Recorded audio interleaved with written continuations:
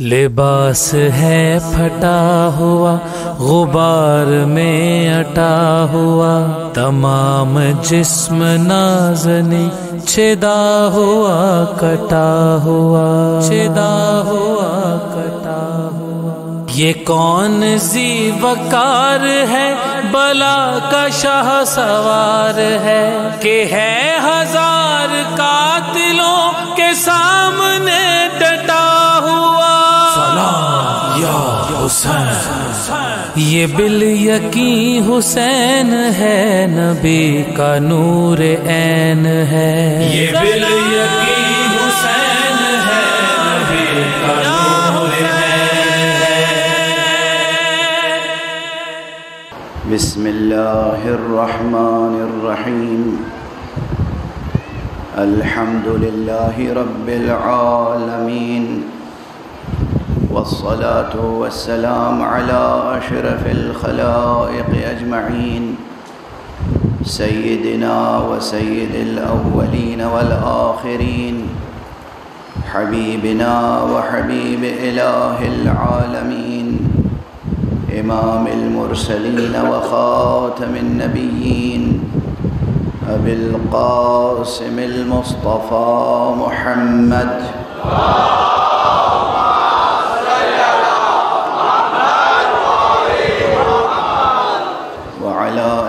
بيته الطيبين الطاهرين الهداة المهديين المعصومين المظلومين، واللعنة الدائمة على أعداء الحق والدين.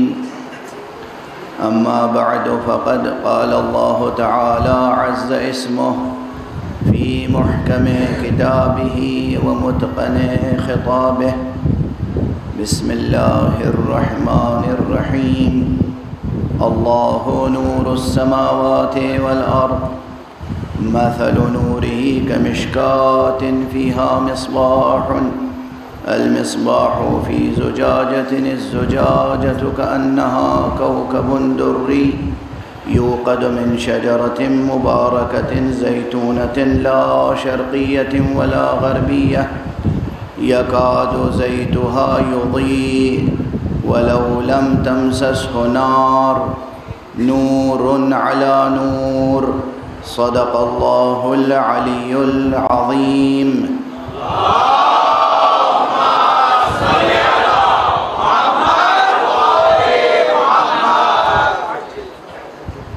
ایک اور بلند تر صلوات پڑھ دیں۔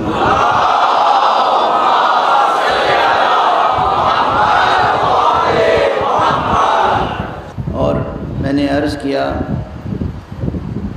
کہ اس آیت کریمہ میں جو اصل موضوع ہے وہ ہے ہدایت الہیہ، یعنی اصول کافی میں متعدد روایتیں ہیں اور دوسری معتبر کتابوں میں اور مفسرین نے ان روایتوں کو نقل فرمایا ہے کہ موضوع ہے ہدایت الہیہ۔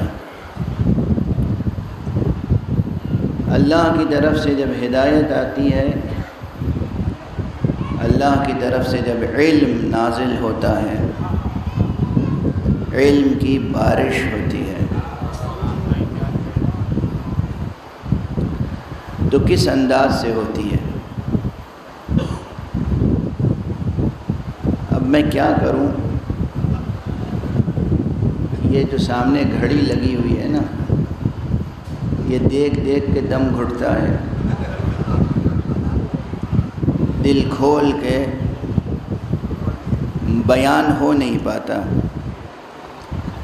اس لیے کہ میں کوشش یہ کرتا ہوں بیان میں کہ ایسا نہ ہو صرف کہ کتاب کے جملے آپ کے سامنے دہرا دوں، اس سے کوئی فائدہ نہیں ہوتا جب تک کہ وہ اس طرح سے بیان نہ کیا جائے کہ آپ کے ذہنوں کو، دلوں کو، احساسات کو اپیل کرے اور جذب ہو جائے آپ کے ذہنوں میں۔ اور میری ساری کوشش اسی میں صرف ہو جاتی ہے کہ آپ کا پورا وجود مجلس عزا میں آ کر اس طرح آمادہ ہو جائے جیسے ہنگام سحر یا صبح کے وقت کوئی بھی کھلنے والا پھول کھلتا ہے اور اوپر سے جو بارش ہوتی ہے وہ اپنے اوپر لے لیتا ہے۔ حق سبحانہ و تعالیٰ کی رحمت کی بارش، نور کی بارش جب ہوتی ہے تو صبح صبح وہ پھول کھل کے جذب کر لیتا ہے۔ دیکھا ہے کبھی وہ منظر جب گلاب کی پنکھڑیوں پر شبنم کے قطرے ٹکے ہوئے ہوتے ہیں،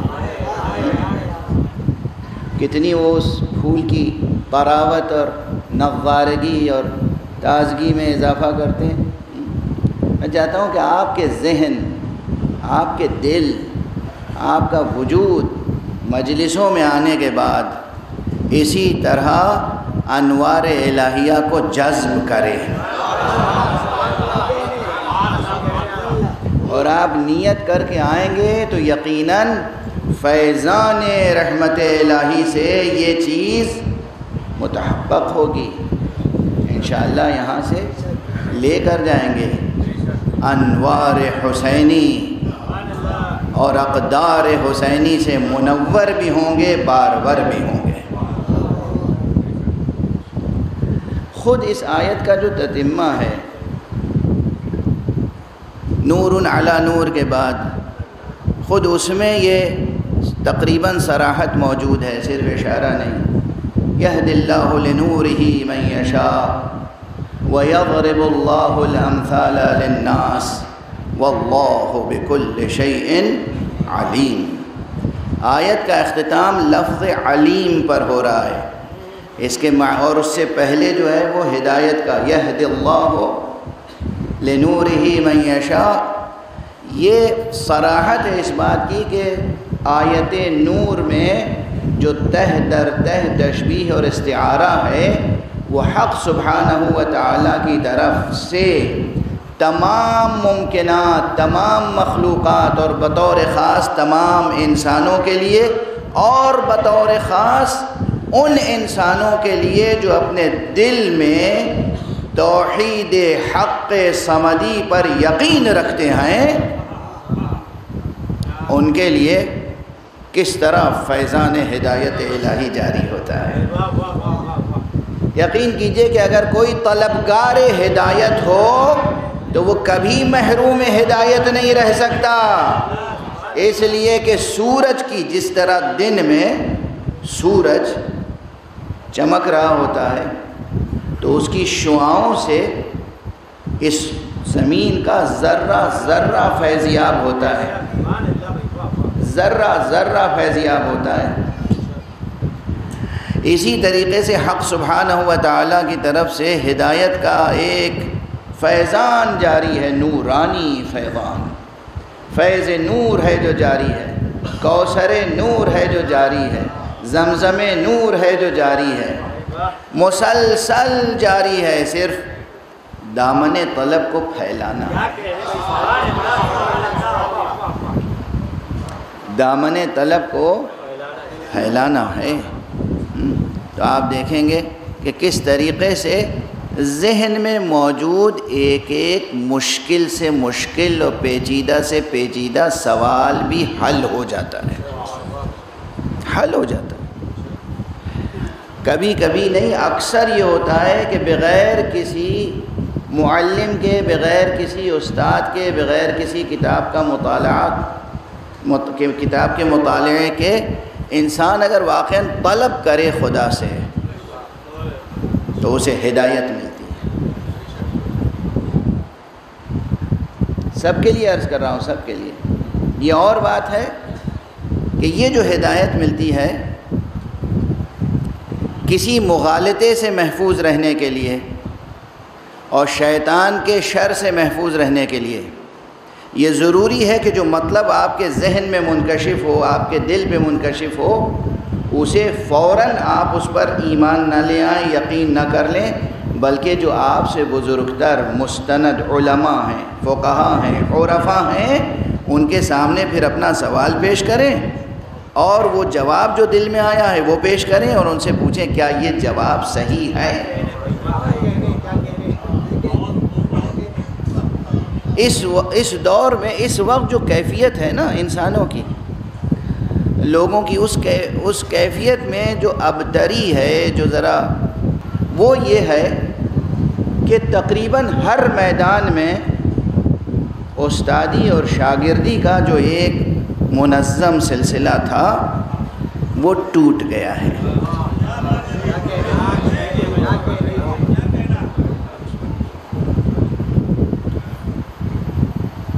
اس کی مثال میں دیتا ہوں، چونکہ مجلس اعضا ہے تو مثال میں دے دوں. سب سے پہلے شعر و شاعری. شاعری کی دلاویزی یہ ہے کہ ہر شخص کا دل چاہتا ہے شعر کہے، مگر شاعری ایک فن بھی ہے، شاعری ایک علم بھی ہے، اور شاعری ایک وظیفہ بھی ہے. شاعری ایک وظیفہ بھی ہے اور ایک فن بھی ہے. جب تک کوئی بھی شخص کسی ماہر فن استاد کے سامنے زانو ادب طے نہیں کرتا، اس وقت تک وہ شعر گوئی میں کمال حاصل نہیں کر سکتا. پہلے بزرگان جو ہیں وہ ایک اصطلاح استعمال کرتے تھے اہل قافیہ کی. پہلے اہل قافیہ تو بنو.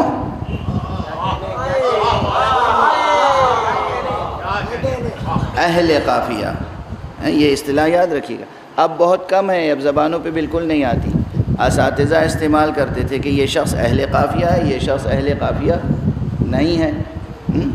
تو ایک فن ہے اور اس میں دو مرحلے. اب آ گئی ہے بات تو کہہ لینے دیجئے، چونکہ یہ حصہ کس بات کا ہے، یہ جو ابھی عرض کر رہا ہوں فرش عزائے حسینی پر آنے والے اپنے جذبات کا اظہار کرنے والے نوجوانوں کی تربیت کا مسئلہ ہے.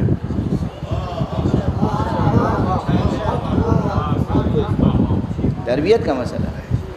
آقا حسین کی مدح کریں، اہل بیت کی مدح کریں، نوحہ کہیں، سلام کہیں، مرثیہ کہیں، منقبت کہیں، مرثیہ کہیں، رباعی کہیں، سب کہیں. منع نہیں کرتا، ڈسکریج نہیں کرتا، ہمت شکنی نہیں، حوصلہ افزائی ہے. لیکن حوصلہ افزائی کے معنی یہی ہیں کہ جو صحیح راستہ ہے وہ دکھا دوں.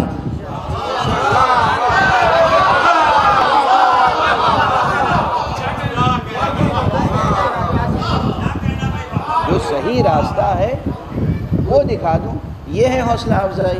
یہ تھوڑی کہ جو سمجھ میں آیا، زبان غلط ہے، محاورہ غلط ہے، روزمرہ غلط ہے، ضرب الامثال کا استعمال بجا نہیں بلکہ بیجا ہے، وزن میں خلل ہے، مصرع ناموزوں ہے، اور ہم کہہ رہے ہیں واہ واہ سبحان اللہ، واہ بیٹا واہ شاباش. یہ خیانت ہے.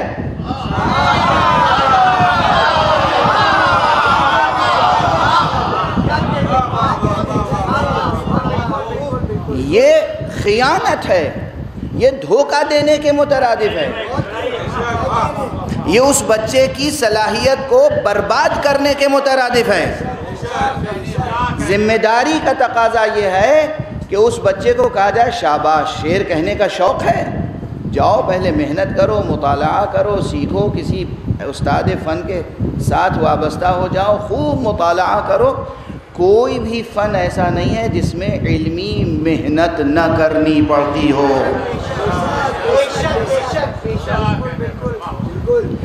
علم سے کٹ کر ہلاک ہو جاؤ گے، سرفراز نہیں ہو سکتے.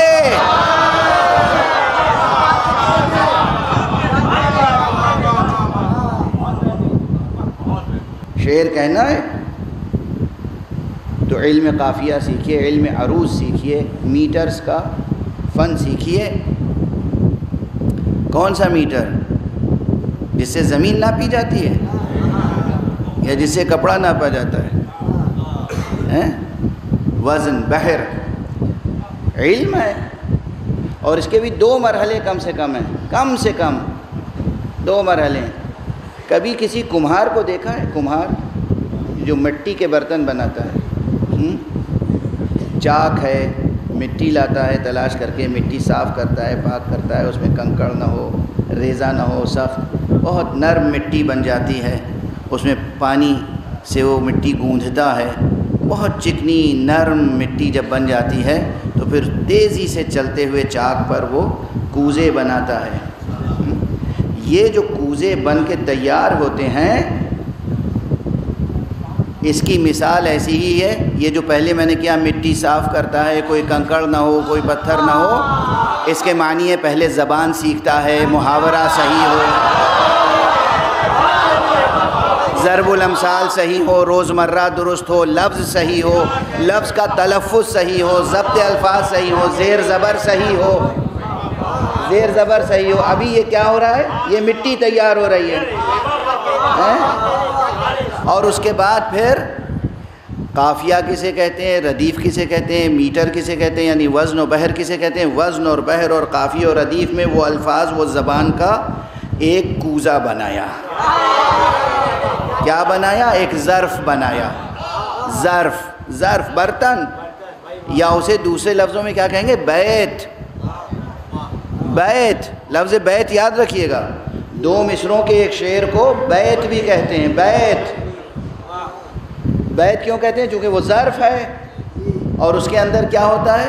اس میں آپ اپنا جذبہ، اپنا خیال، اپنی فکر ظاہر کرتے ہیں۔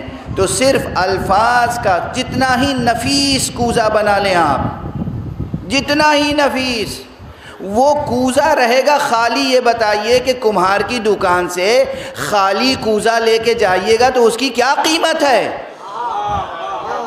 جب تک کہ اس میں بادئے ناب لبریز نہ ہو، جب تک اس میں پینے کا پانی، شربت، جب تک اس میں کوئی چیز نہ ہو، خالی کوزے کی کیا قدر و قیمت ہے؟ اس لیے دو حصے ہوئے، ایک یہ کہ پہلے آپ نے لفظوں سے قافیے ردیف کے ساتھ وزن اور بحر میں ایک کوزہ بنایا، سانچہ بنایا، قالب بنایا، لیکن وہ خالی نہ ہو، اس میں شعریت ہونی چاہیے، جذبہ ہونا چاہیے، فکر ہونی چاہیے، عقیدہ صحیح ہونا چاہیے، مضمون صحیح ہونا چاہیے، کوئی معنی ہونے چاہیے۔ تو آل محمد کی شان میں جو شاعری ہو اس میں دو مرحلے طے کرنے ہوں گے۔ غزل کوئی بھی شاعر کہہ سکتا ہے، مگر آل محمد کی منقبت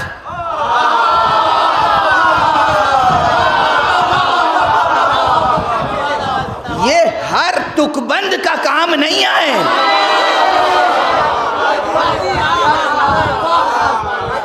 یہ توہین کے لیے نہیں کہا ہے میں نے، تک بھی کسی زبان میں قافیے کو کہتے ہیں، یہ قافیہ پیمائی کرنے والوں کا کام نہیں ہے۔ پہلے زبان پر قدرت ہو، فن پر قدرت ہو، وزن و بحر پر قدرت ہو، قافیے ردیف پر قدرت ہو، اس کے بعد مولا کی صحیح معرفت ہو۔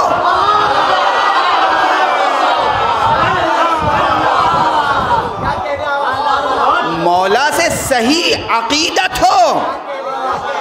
لیکن بہرحال اسے محفوظ رکھیے گا ذہنوں میں، اور کسی اور موقع پر اس کی تفصیل عرض کر سکا تو عرض کروں گا۔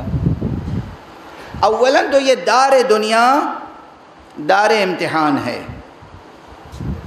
یہ اکثر سنتے رہتے ہوں گے جملہ آپ، اور میں بھی عرض کر چکا ہوں اور عرض کر رہا ہوں، یہ دنیا، یہ خاک اور خون کی دنیا، یہ دار امتحان ہے۔ ہم سب یہاں پر امتحان کے لیے بھیجے گئے، اور محمد اور آل محمد کے انوار مبارکہ قربانیوں کے لیے بھیجے گئے۔ وہ قربانیوں کے لیے آئے اور ہم امتحان کے لیے آئے۔ لیکن امتحان کی بھی تو کوئی حد ہوتی ہے۔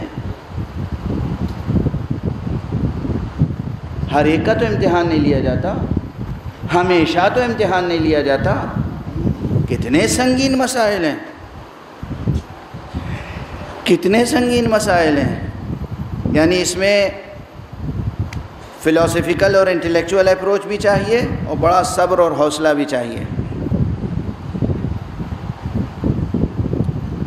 اللہ خدا کی قسم، قرآن مجید کی آیتیں موجود ہیں، اور اللہ کے نبیوں کی فرمائشیں موجود ہیں، ائمہ اطہار کی فرمائشیں موجود ہیں، میں اس سب کا فشردہ اور خلاصہ مفہوم عرض کر رہا ہوں، اس لیے کہ ایک ایک فقرہ نقل کر کے اور ترجمہ کروں اور ترجمانی کروں تو بالکل ہی وقت میں گنجائش نہ ہوگی۔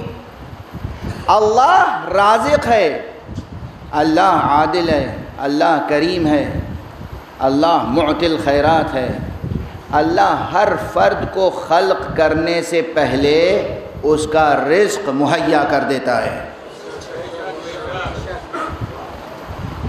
اس زمین میں، زمین پر آپ کا قدم بعد میں پڑتا ہے، شکم مادر سے آپ جب باہر آتے ہیں تو زمین پر آپ کا قدم بعد میں پڑتا ہے، آپ کا رزق زمین کے سینے میں پہلے آ جاتا ہے۔ توجہ رکھیے گا۔ اور جب تک آپ اپنے ہاتھوں سے نوالا تناول فرمانے کی قدرت نہیں رکھتے، کھانے کی قدرت نہیں رکھتے، اس وقت تک ماں کے سینے میں آپ کی غذا ہوتی ہے۔ اور صرف انسانوں تک محدود نہیں ہے یہ بات، آپ تمام حیوانات کو دیکھ لیجئے، ہر حیوان، ہر ذرہ وجود، اب کہہ دوں تمام موجودات، ان کی ضرورت زندگی پہلے مہیا ہوتی ہے، وہ شے بعد میں آتی ہے۔ یہ ہے اس کی عظمت، یہ ہے اس کا کرم، یہ ہے اس کی رزاقیت۔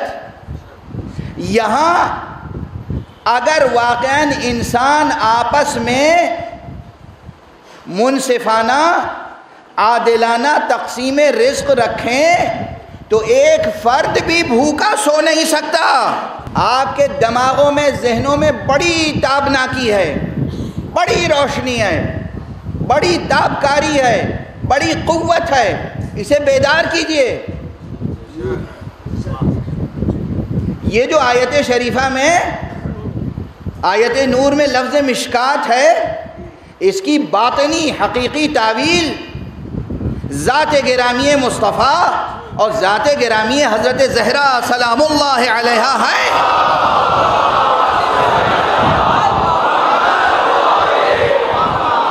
یہ اپنی جگہ برحق تعویل ہے، لیکن اسی کے ساتھ ساتھ اسی لفظ مشکات کا ایک مصداق آپ میں سے ہر ایک کے سینے میں پایا جانے والا دل ہے۔ آپ کا باطن، آپ کا باطن، آپ کی روح، یہ بھی مراد ہے مشکات سے۔ کلام خدا تہدار ہے۔ پروردگار، یہ اصول فقہ میں بحث ہے بڑی پیچیدہ کہ ایک جملے میں، ایک استعمال میں، ایک لفظ کے ایک سے زیادہ معنی مراد لیے جا سکتے ہیں یا نہیں۔ ارے بالکل لیے جا سکتے ہیں، کیوں نہیں لیے جا سکتے ہیں؟ یہ مختصر سی کتاب قرآن، مختصر سی کتاب قرآن نامتناہی زندگی کی ہدایت کا دستور بن نہیں سکتی اگر الفاظ کے استعمال میں پروردگار اعجاز معنی سے کام نہ لے۔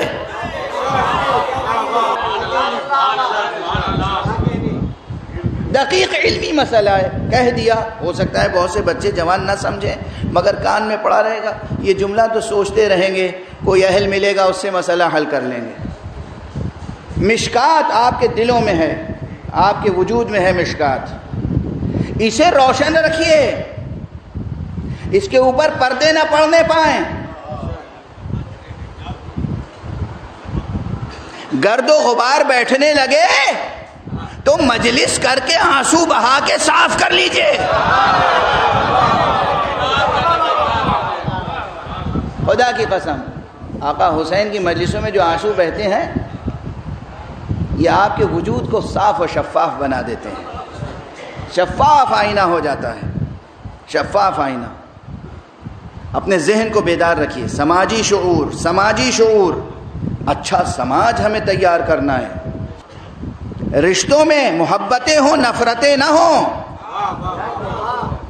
رشتوں میں محبتیں ہوں، نفرتیں نہ ہوں۔ فرش عزا سے اٹھنے کے بعد بھی اگر کوئی جائے اور ایک بھائی دوسرے بھائی کو نفرت کی نظر سے دیکھے، اس کے معنی یہ ہے کہ اس نے مجلس کا تبرک حاصل نہیں کیا۔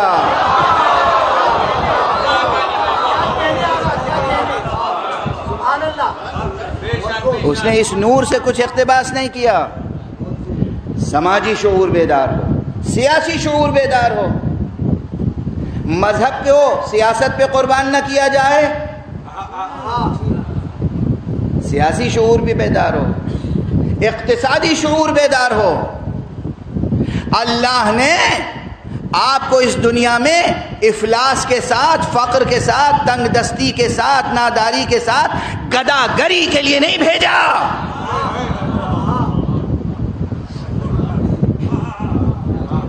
اگر اسلامی شریعت کی روح کو سمجھنا ہو تو یہ دیکھیے قرآن مجید میں اکثر مقامات پر جہاں صلاۃ کا ذکر ہے وہیں زکوٰۃ کا، اور کس صیغے میں ذکر ہے؟ اقیموا الصلاۃ وآتوا الزکوٰۃ، نماز قائم کرو، زکوٰۃ دو۔ زکوٰۃ دو کا حکم ہے، زکوٰۃ لو کا حکم نہیں ہے۔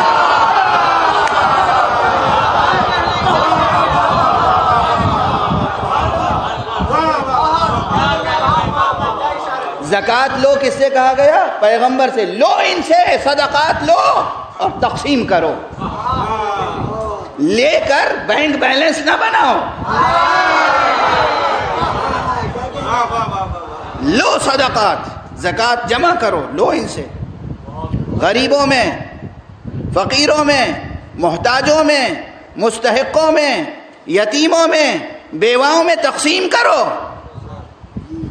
تمہیں تمہارا چہرہ تقسیم کرنے والوں کی صف میں نظر آنا چاہیے، لینے والوں کی صف میں نہیں نظر آنا چاہیے۔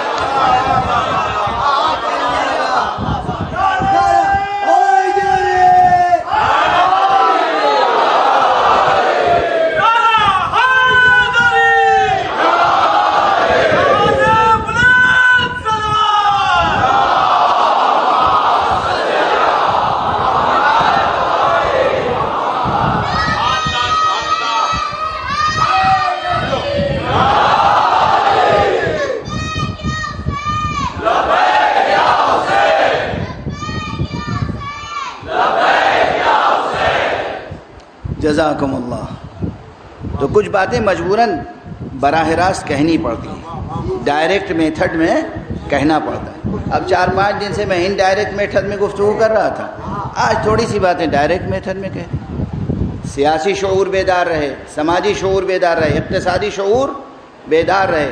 اللہ پر توکل کے یہ معنی نہیں ہے کہ کمائے نہیں۔ کس نے کہا کمائے نہیں؟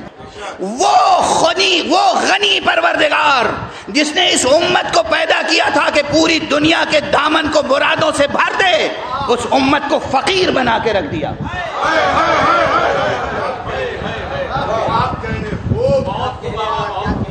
یہ امت محمد، امت مصطفیٰ، امت قرآن، امت مرتضیٰ، امت حسن مجتبیٰ، امت حسین شہید کربلا۔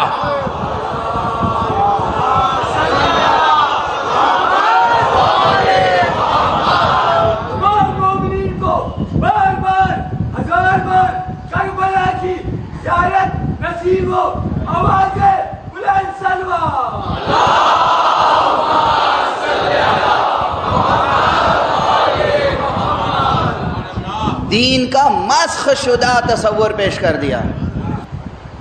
دین اور مذہب جب تازہ اسلام آیا تھا، اللہ کی ہدایت کی روشنی جب پھیلی تھی، جب قرآن کا علم پھیلا تھا، جو عربستان کے چرواہے، عربستان کے بادیہ نشین، ان میں اتنی طاقت آ گئی کہ پوری دنیا میں ایک سپر پاور حکومت قائم کرتی۔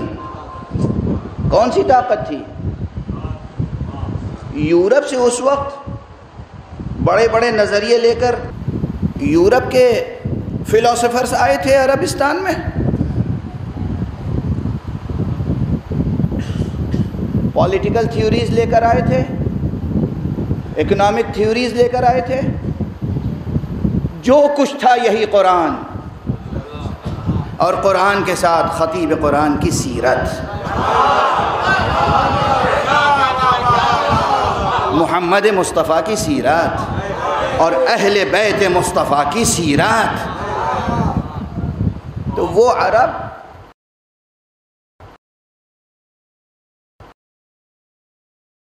سب سے بڑی قوت بن کے ابھرے. جب کچھ نہ تھا تو دنیا کو مسخر کر لیا، اور جب دنیا مسخر ہو گئی تو پھر زوال کہاں سے آیا؟ کیوں آیا زوال؟ سادہ سا جواب ہے، بہت سادہ سا جواب لوگ دیتے، ارے بھائی قرآن چھوڑ دیا امت نے تو زوال کا شکار ہو گئی، دین سے الگ ہو گئے لوگ تو امت زوال کا شکار ہو گئی. جواب صحیح ہے، بے شک یہ آنسو جنت کی قیمت ہے، بے شک، کوئی شک نہیں. اخلاص کے ساتھ، عشق کے ساتھ، محبت کے ساتھ، ارادت کے ساتھ، معرفت کے ساتھ ایک قطرہ اشک عزا اتنا قیمتی ہے کہ ایک نہیں ہزاروں جنتیں خرید لی جائیں.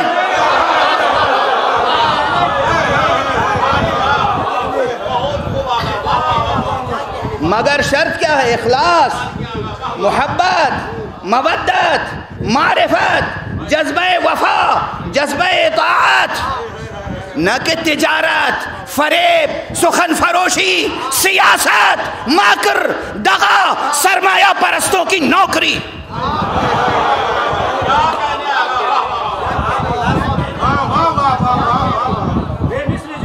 یہ عزاداری قوت ہے، یہ عزاداری قوت ہے. خدا کی قسم اگر صحیح معنی میں عزاداری کرے تو دنیا کے تمام مسائل اس عزاداری سے حل ہو جائیں.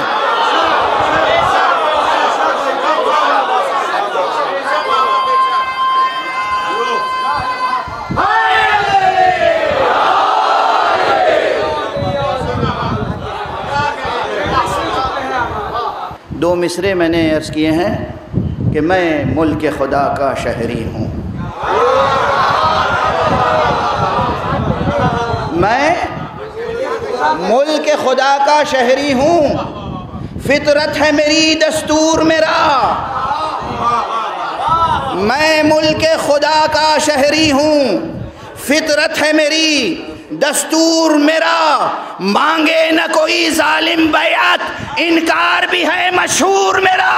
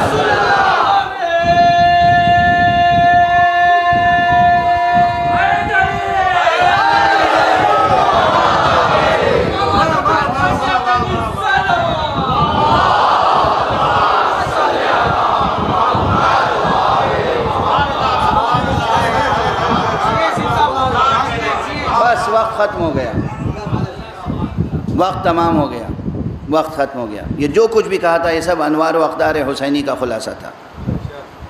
اگر عزت کے ساتھ جینا ہے، اگر سر اٹھا کے جینا ہے، اگر آزادی کے ساتھ جینا ہے، سچی آزادی، حقیقی آزادی، تو امام حسین کے پرچم کے نیچے آ جاؤ. یہ پرچم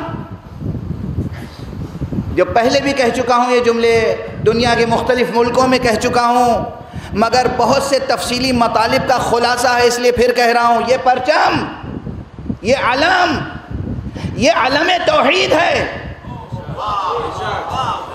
یہ سارے انسانوں کو ایک لڑی میں پیرو دیتا ہے، عقیدہ توحید کے تعلق سے بھی، عملی توحید کے تعلق سے بھی. یہ پرچم توحید ہے. یہ پرچم یہی پرچم ختم نبوت ہے. یہ پرچم یہی پرچم امامت و ولایت ہے. مگر یہ ایک خاص اعزاز ہے عباس کا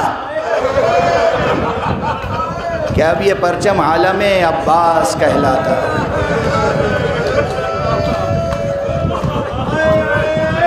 اجرکم علی اللہ. میں شرمندہ ہوں، میں دست ادب جوڑ کے معافی چاہتا ہوں، حق ادا نہیں ہو سکا، وقت گزر گیا، وقت بالکل گزر گیا، سامنے گھڑی لگی ہوئی ہے، لیکن اب معال مجلس کے طور پر، چونکہ اور مجلسیں بھی ہیں ان کا بھی احترام ہے، آج 7ویں محرم گزر گئی، 8ویں محرم کی شام ہے، آج عموماً ہمارے یہاں حضرت ابو الفضل العباس کا تذکرہ،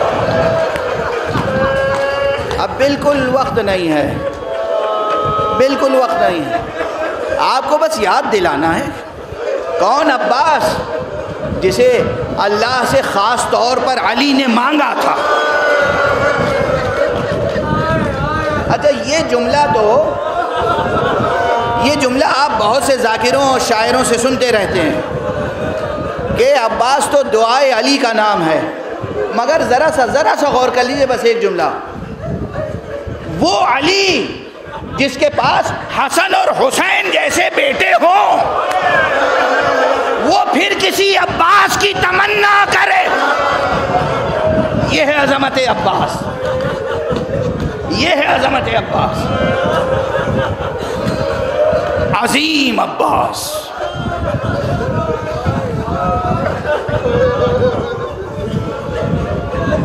محفوظ عن الخطا عباس، مجھ فقیر کے لیے تو عباس کا عمل بھی حجیت رکھتا ہے۔ میں اپنے دل کی کیا بات بتاؤں آپ کو، اب کہاں ہے وقت کہ میں پڑھوں، کچھ بھی پڑھ نہیں سکتا۔ کون عباس؟ سکینہ کی امید عباس۔ کون عباس؟ زینب کا سہارا عباس۔ بس یہ تصور کر لیجئے کہ جب آقا عباس خیمے سے نکل کے جا رہے تھے تو بی بی زینب نے کہا بھیا ٹھہرو، میں تمہارے بازوؤں پر بوسہ دے۔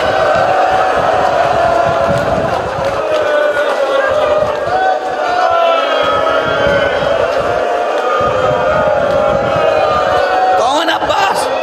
اور جب بہن نے بھائی کے شانے پہ بوسہ دیا تو ایک مرتبہ بھائی نے کہا میری بہن اجازت دو میں تمہارے بازوؤں کے بھی بوسہ۔ وقت تمام ہو چکا، دست ادب جوڑ کے عرض کر رہا ہوں، آقا عباس کے مصائب کس میں طاقت ہے جو بیان کرے؟ بس ایک جملہ کہہ رہا ہوں، ایک جملہ، مجلس ختم ہو چکی ہے۔ ایک بہت بڑا نام ہے، ایک بہت بڑا نام ہے تاریخ فقہ میں، تاریخ فقہ اسلامی، بہت بڑا نام، عارف بھی تھے، مجتہد، فقیہ، اور تقریباً ان کی شخصیت کے بارے میں کسی قسم کا کوئی اختلاف نہیں ہے۔ علامہ آیت اللہ العظمیٰ سید مہدی بحر العلوم، نجف اشرف میں ان کی قبر موجود ہے، اور ان کا خاندان آل بحر العلوم کے نام سے مشہور ہے، معروف ہے، سینکڑوں علماء اس ایک خاندان میں پیدا ہوئے۔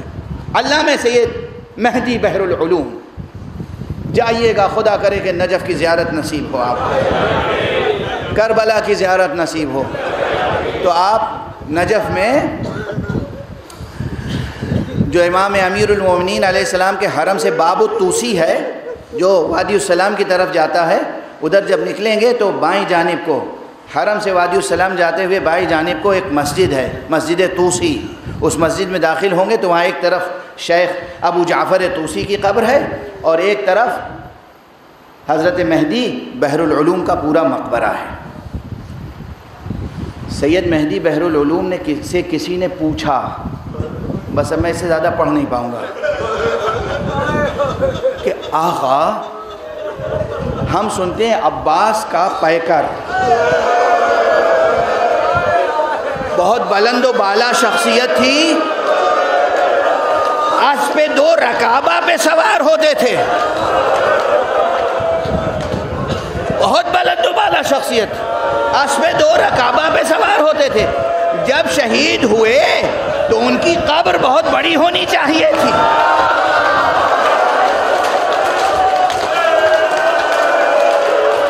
کیا سبب ہے تعویذ قبر؟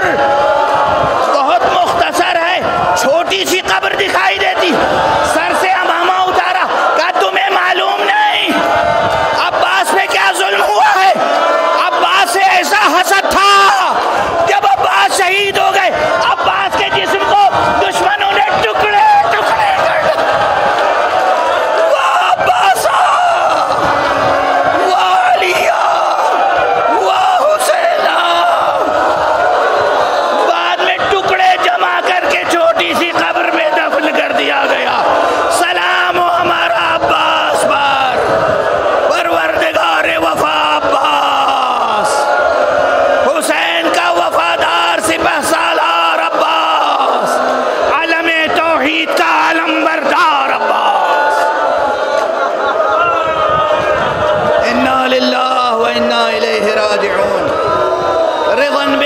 حقه و تسلیما لامرہ۔